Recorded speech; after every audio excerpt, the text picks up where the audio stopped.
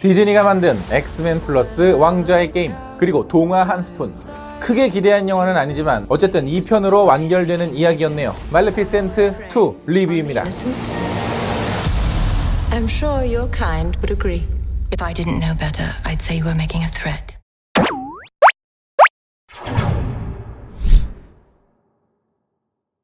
잠자는 숲속의 공주 오로라가 깨어나고 그녀는 요정들의 왕국을 지키는 왕비가 됩니다. 그러나 여전히 인간과 요정 사이는 멀기만 한데요. 어느 날 인간 세계의 필립 왕자가 오로라에게 청혼하고 그토록 꿈꿔왔던 인간과 요정 사이의 연합이 맺어지는 그 순간 갑작스런 갈등이 발생하고 그들은 전쟁을 치르게 됩니다. 숨겨진 요정 종족과 합류한 말레피센트의 인간을 향한 저주는 과연 성공할 수 있을까요?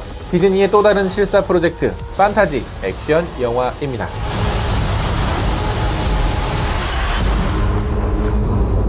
안녕하세요. 같이 영화 보는 남자 엉준입니다. 오늘 여러분들께 리뷰해드릴 영화는 바로 말레피센트 2편이죠.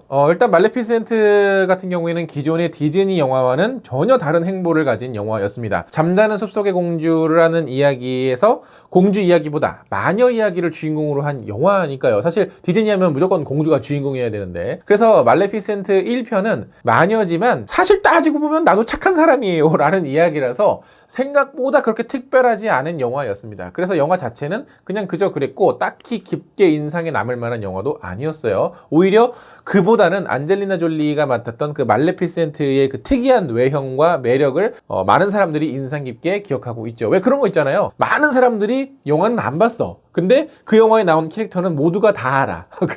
그런 정도였는데 이 영화가 2편이 나올 줄은 전혀 예상하지 못했습니다. 2편을 보고 나서 느낀 거는 뭐냐면, 이게 1편에서 하려고 했던 이야기들이 차마 못하고 2편에서 하고 있구나라는 생각이 먼저 들었어요. 그래서 1편과 2편이 마치 하나의 작품처럼 느껴지는 그런 이야기의 구조를 가지고 있습니다. 그래서 1편에서 채 완결되지 않았던 부분들이 2편에서 완성을 되고 있고, 2편에서의 엔딩이 어찌됐거나 해피 엔딩이기 때문에 1편을 보시고 나서 이어서 2편을 보시는 게 좀 괜찮을 것 같아요. 영화를 이해를 하는 데 있어서. 그러나 1편에서 가지고 있었던 단점, 바로 유치한 개연성, 이 동화라는 것을 빌미로 한 이 약간의 좀 게으른 개연성인데, 사실 판타지 장르는 저런 존재들이 실제로 존재한다면 저럴 수 있겠구나라는 어떤 그런 그 영화적인 현실감을 갖게 해줘야 돼요. 그러나 이 작품 같은 경우에는 뭔가 막 이렇게 판타지 장면이 있어. 근데 그게 왜 그런지 모르겠는데 얘네들은 그게 그냥 그렇대. 그냥 우리는 그냥 그거 보래.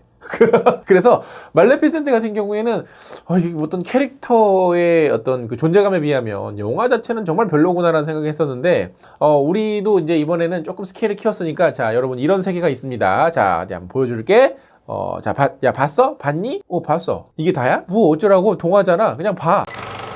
그러다 보니까 어떤 상황과 상황이 넘어갈 때의 개연성이 굉장히 빈약하고요. 그래서 이 영화는 어떤 전체적인 흐름의 이런 시퀀스의 연결 이런 거보다는 그냥 씬 바이 씬에 조금 더 집중된 영화였습니다. 그래서 오히려 좀 동화책 같은 느낌도 많이 들었어요. 그러다 보니 이 이야기의 어떤 중간에다가 살을 채워야 되잖아요. 이야기를 늘리기 위해서 우리에게 굉장히 익숙한 소재들을 가져다 썼는데, 그게 바로 엑스맨 그리고 왕좌의 게임, 또 이 영화의 엔딩은 반지의 제왕, 이렇게 가져왔습니다. 엑스맨에서는 돌연변이와 인간들이 서로 싸우는 설정이잖아요. 여기서는 똑같은 이유로 요정과 인간들이 싸우는 설정이고, 심지어 뭐 인간이 요정들을 뭐 혐오하고 요정들이 인간들을 불신하고 뭐 하는 여러 가지 이유들이 사실은 우리가 다 엑스맨에서 봤던 이야기들이기 때문에 디즈니가 나중에 엑스맨을 만들려면 이렇게 만들 건가? 라는 생각이 들 만큼 굉장히 많은 부분들을 차용을 했습니다. 그리고 또 몇몇 일부 장면들은 마치 그 왕좌의 게임에서 그 피해 결혼식 그 장면이 있습니다. 그런 비슷한 장면이 이 영화에도 있어요. 그래서 동화라서 이게 아름답게 그게 그 장면이 표현이 돼서 그렇지, 사실은 그거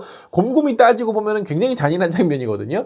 그리고 몇몇 캐릭터들의 어떤 연기의 톤이라든가 몇몇 일부 설정들이 이 영화의 작가들이 왕좌의 게임의 어떤 그런 형식을 상당히 많이 참고를 했구나 하는 것들이 그 냄새가 좀 나더라고요. 그러다 보니 또 하나의 단점이 생겼는데요. 이 영화는 과연 아이들을 위한 영화인가, 혹은 어른들을 위한 영화인가, 그 경계선이 굉장히 애매모호한 영화였습니다. 뭐 아이들이 보는 굉장히 발랄하고 쾌활한 영화까지도 사실은 아니고, 또 그렇다고 어른들이 이해하는 어떤 복잡한 정치적 상황이나 어른들이 막 공감할 법한 어떤 심오한 주제, 그런 캐릭터들도 또 따지고 보면 아니에요. 그래서 이 영화는 아이들이 즐기기에는 뭔가 무겁고 어른들이 즐기기에는 뭔가 유치한, 굉장히 애매모호한 영화가 되고 말았습니다. 그러나 이런 단점을 메우고 있는 것은 역시 미셸 파이퍼가 맡았던 이 악역 연기. 역시 이 미셸 파이퍼는 뭐 이게 착한 연기는 이상하게 잘 안 어울리고 악역 연기할 때가 진짜 짱이야. 이게 그 악역도 약간 착한 듯 하면서 나쁜, 이게 굉장히 나쁜데 약간 착한, 약간 그런 거 되게 매력적인 악당. 요 영화에서도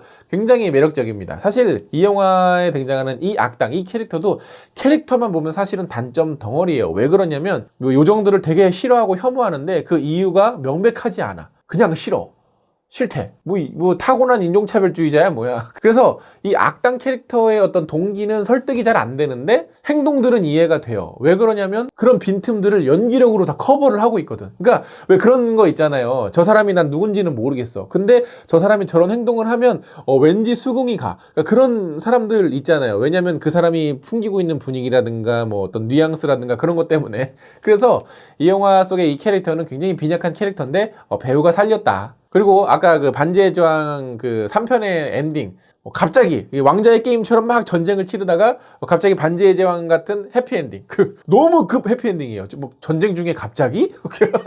뭐지, 내가 잠깐 졸았나? 라는 생각이 들 만큼 너무 급작스러워. 그러니까 이 사실 국내에서는 이런 판타지 장르가 잘 안 먹히는데 그게 왜 그런 거냐면 이런 빈약한 설정들 때문에 그런 거예요. 그러니까 그런 것들이 아무리 우리 현실에서는 볼 수 없는 일이지만 그럴듯해야 되거든요. 그걸 이제 조금 더 어렵게 표현하면 뭐 핍진성이다 뭐 이런 건데 어쨌거나 그러니까 이거는 이 영화는 좀 빈약해. 그래서 사실 그냥 판타지의 어떤 그 색채, 분위기 이런 거를 좋아하시는 분들이라면 적어도 이 영화는 괜찮게 볼 만한 영화예요. 왜냐면 적어도 이게 눈뽕이 될 만한 부분도 있고 뭐 상상력을 자극하는 부분도 있고 저 보다가 나 저거 한번 코스프레 해볼까 하는 어떤 그런 것들을 이제 만족시켜 주니까 그런 것들을 좋아하시는 분들이라면 재밌게 볼 수 있는 영화지만 그렇지 않은 그냥 난 좀 진지하고 좀 뭔가 개연성도 좀 또렷해야 되고 아무리 판타지여도 말이 좀 돼야 되는 그런 영화를 보시는 원하시는 분들에게는 상당히 아쉬울 수 있는 그런 영화입니다. 하지만 나는 1편을 재밌게 봤어요. 1편을 정말 재밌게 봤습니다 하시는 분들은 2편을 꼭 보셔야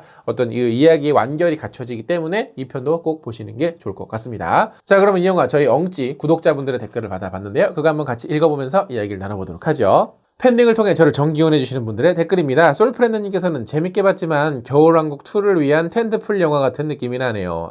사실 이 영화의 어떤 개봉 시기라는 게 어떤 대작들이 개봉하는 시기가 아니죠. 겨울왕국을 앞두고 그냥 살짝 한번 이렇게 살짝 분위기 살짝 띄워주는 정도의 어떤 영상 촬영 중에 달린 댓글이라 급하게 읽습니다. 신님께서는 왕자와 공주가 얼마나 봤다고 진정한 사랑이 된 건지 의아하네요. 뭐 나름 사건이 끝나고 나서 서로 뭐 카톡도 보내고 그러면서 좀 이런저런 사랑을 주고받지 않았을까요? 스노아이님께서는 보는 내내 오로라 욕하면서 봤어요. 최악의 민폐 캐릭터. 비주얼만 화려하고 개연성은 없고 마지막 장면은 진짜 최악이었어요. 무슨 두 나라의 화합을 이루는 방법이 결혼뿐이 없는 건가. 엘르페닝 배우가 좀 불쌍하게 느껴지는 부분이 있더라고요. 그 엘르페닝의 커리어를 보면 정말 작은 작품, 큰 작품 할 거 없이 굉장히 다양하게 그 스펙트럼을 넓히고 있는 배우인데 아마 엘르페닝도 이 영화를 찍으면서 좀 자괴감이 들지 않았을까라는 생각을 해봅니다. 유튜브 댓글입니다. 3대 독자님께서는 한국 드라마에 많이 나오는 딸 쟁탈전, 유치하고 예상 가능한 스토리, 유아용 동화책 보는 것 같다. 안젤리나 졸리가 연기하는 말레피센트 1편에 비해 매력은 덜하지만 친데레 포스 분위기가 이 영화를 살렸다. 참고로 캐리비안 해적 5 감독이니 기대치 많이 낮추고 보자. 역시 한국의 어떤 콘텐츠의 파급력은 대단합니다. 일일 드라마보다 못해요. 헐리우드 영화가. 저는 캐리비안의 해적 4편, 5편은 진짜 기억도 안 나고 가끔 TV에서 하면은 다시 봐도 저 장면이 있었나 싶은 얘들의 디오가 그래. 티아라님께서는 키워준 이모 죽고 자기 백성 다 죽었는데 결혼하는 멘탈갑 슈퍼 민폐 캐리.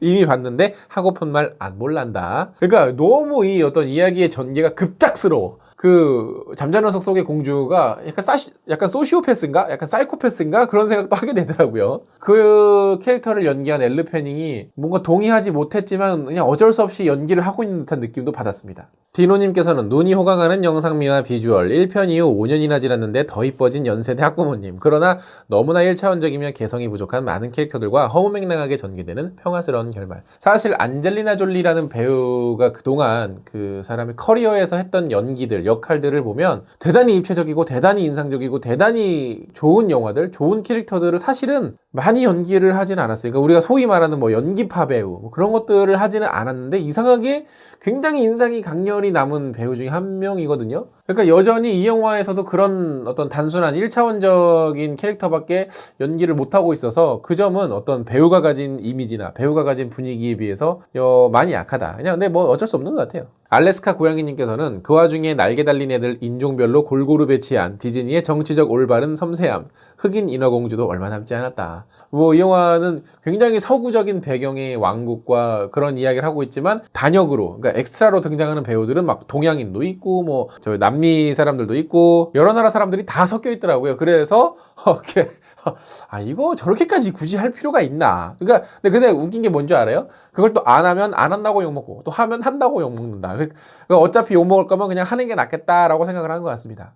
베르투님께서는 말레피센트의 이야기를 보고자 했는데 왜 판타지 전쟁 영화가 나오는 거죠? 왜 전쟁을 굳이 해야만 했을까? 사실은 그러니까 제가 아까 리뷰에서도 말씀드린 것처럼 1편과 2편이 또 하나의 완결되는 이야기처럼 느껴진다라고 말했던 게 사실은 2편의 몇몇 아이디어들은 1편에서 하고 싶었던 것 같은데 못한 것 같아요. 그래서 1편에서 차마 하지 못했던 아이디어들을 2편으로 만들어야 되는데 그 중간에 뭔가 살은 넣어야겠고 살은 붙여야겠고 그래서 어거지로 만들다가 그냥 스케일로 그냥 조져버리는 영화를 만든 게 아닐까. 고정규님께서는 1 보고 봐야 되나요? 안 봐도 무방한가요? 아마 보고 바로 보시는 게 좀 더 좋을 것 같습니다. 이제 바로 이어지는 이야기이기 때문에. 투우님께서는 동화는 끝난다더니 여전히 디즈니스러운걸?